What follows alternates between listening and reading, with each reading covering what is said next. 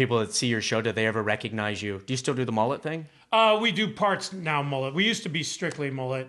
And then what happened is the one great thing about Branson that I will say happened for our show specifically was it's not, to be clear, it's not censorship if it's what your audience wants to see. Right. Do you know You're what I playing mean? to the audience. No one has totally ever told us you can't do. Well, this year they did at the Andy Williams, but they were the Osmonds, and not really the Osmonds because Donnie and Marie weren't there. Yeah. But anyway, if you're doing what the audience, we came to Branson. Branson didn't come to us, right? And so you have to do what the demographic and Branson's the weirdest place in the world as far as. There are very strict boundaries of what you can do on the show.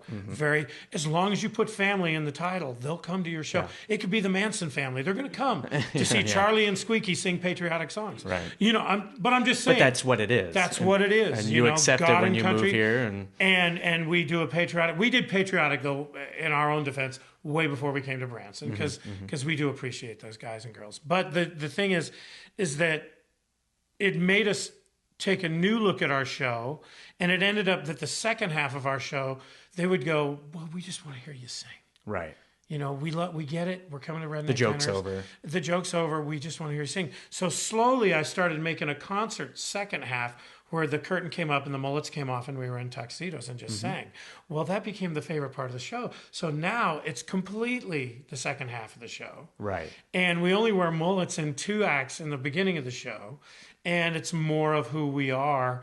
And it's actually made it a better show. Even when we go on the road now and so on, it's a better show. Isn't that nice about Branson? It would have never happened if we did. And I fought it at the beginning. And on our show, even when we went to Vegas, never had a dirty. I said, you'll feel dirty at the end of it. Yeah. But we never had a dirty word in it. No. Right. And we had people in Vegas come up and say, we thought you were going to change your show because you're in Vegas. You were going to get all Andrew Dice Clay on the show or whatever. Right. And I said, no, because it's character driven and the characters don't talk like that. Yeah, I get that too. People I sell DVDs of my show in different venues, like on a cruise ship. I have the cruise ship show, and it's a different act, but it's a different audience too. You can be a little edgier there. You can be, but lots of times, people watch it. Is it appropriate for Branson? That's the question I get, and it is, because that has become the character over 9 years of what I do. Now I can make other references and stuff in it, but there's no swearing. But the negative side of Branson is there's a faction of people, and it's not the huge faction, that come the morality to hopefully get online and whatever and make judge. They're not there to watch and have a good time. Right. In Vegas, they're there to watch, drink, and have a good time. They're not there to judge in general. I mean, I didn't find that true there. Right. And you go there to have a good time. And New York and Chicago, where I've performed my whole life, it's not that they're there. They're paying good money to come see a show and just entertain me. Let me forget about my life for 2 hours. Right. And here there is a faction of people that will come and literally try and destroy your show if you don't hit the points that they want you to hit. The patriotic number. Not just patriotic, but God, their God. Not God, but their God, their specific God. Yeah. And I would even say to some people, I go, well, that's not my belief, and so I wouldn't sing that. And they would go, well, we don't care. Yeah, they don't care. And I said, well, I do. No, I know exactly what you're talking about. After a show this year, I had a woman come up and she said, I'm a member of the Sisters of whatever. Perpetual Indulgence? No. Yeah. Whatever it was. I'm from San Francisco. Yeah. But they said, she said, I was sent to scout shows to find any that we should avoid, and I'm happy to report that your show passed. And I thought that was odd that you would do that. But on the other hand, Branson's a little different because our bus groups, our coaches, is huge here. And so a lot of the people, honestly, don't know what show they're going to. They book it. I've seen the ads for it, and it'll say... And the coach books the show? The coach company books the show? The company... Yeah. From the advertisements I've seen, it'll say, you will go to Branson, you will have this many dinner shows, you will have this many shows you'll see these attractions. But they don't tell you what dinner shows, what shows, always. Some of them keep it really vague. You'll see Neil Diamond. Not sort really. Of. But I've had people come up to me on the boat and say, we didn't know we were riding a boat. We didn't know. Did they know they were on a boat? Because sometimes does the boat actually move? They knew, okay. You know what I mean? Like, did they know they were on a boat when they were saying this to you? But they would say, we're pleasantly surprised. We got to go out on a boat. We just knew we were going to have dinner tonight at a show, and we had no idea. And so I had no clue. I've been here for 4 years. So I've had people actually say that to me, and maybe the people just didn't catch it. The people that are saying this, but I have seen some ads.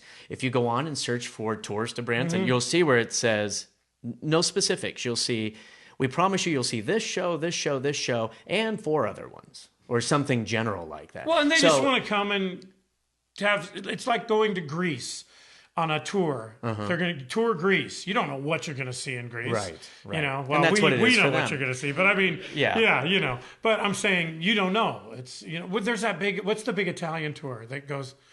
Oh man, they've been around for 500 years. Oh, I don't know. It's the something family tour of Italy. Oh, you really? just come and get on the bus, and you get on the bus, and we take you in Italy. Research staff on that. That's your staff over there. Yes, it is. Mm-hmm. And but that's probably what they do here, and they're happy. Not everybody does it. I'm just saying that I've had a few. No, but I'm saying I'm sure it's like, I don't want to pick the shows. I don't want to do this. I just want you to take me and to have a good time. And I want to eat, because that's what they do here. They know they're going to have a good time. They're not going to be offended coming to Branson. So what I'm saying is, a lot of the people that criticize a show, it's simply because maybe they... Perillo. That's Perillo? it. Yeah.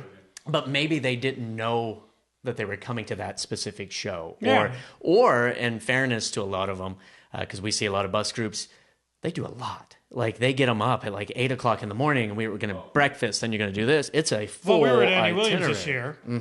And here's you want to know it, don't follow my career path. Oh, ever. No, I'm totally... So, look, you don't want to do that. Yeah, there's bad role models and good role models. That's right. We started out as the 8 o'clock show, and then we moved to the 2 o'clock show. And by the end of the season, 8 o'clock in the morning? 8 o'clock at night. Oh, okay. No, I know it's hard to believe we were a headliner. We were the 8 o'clock show, and then they brought in The Price is Right. Right. Because nothing like a live game show on stage without the star. So you got Price. So then we moved to 2 o'clock because Price is Right went there.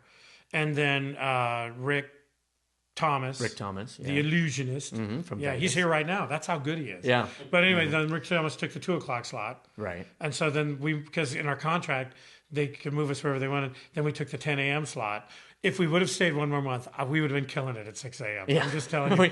we actually do a joke backstage at our show about having to put together an early morning breakfast show. Well, that's what they were doing was, and then Daniel O'Donnell, the great Daniel, packed it. All the time. 2,000 people. Freaky packed, People Hello, love him. I'm Daniel O'Donnell. Thank you very much. Thank you very much. It's just fantastic. Is he in the morning? He's in the afternoon. Oh, He only does afternoons. Morning would have been great. They could have his Lucky show Charms lasts until late evening. Really? It's over 3 hours and 10 minutes long. Is it seriously? Oh, that is the average time.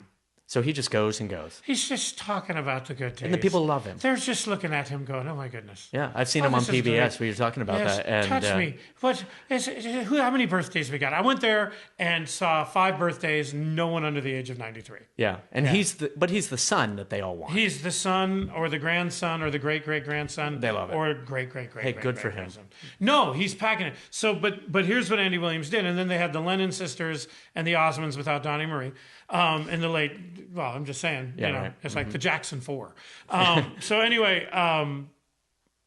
we really benefited from it because what happened is all the bus groups that Daniel had, thousands of them. I mean, unbelievable. So they would come see our show at 10 a.m. because, they had to get up for that early buffet at 4 a.m. Right. Like they do. They're like farmers. I mean, so they get up and they go eat and then they come watch our show at 10 a.m. and then they eat.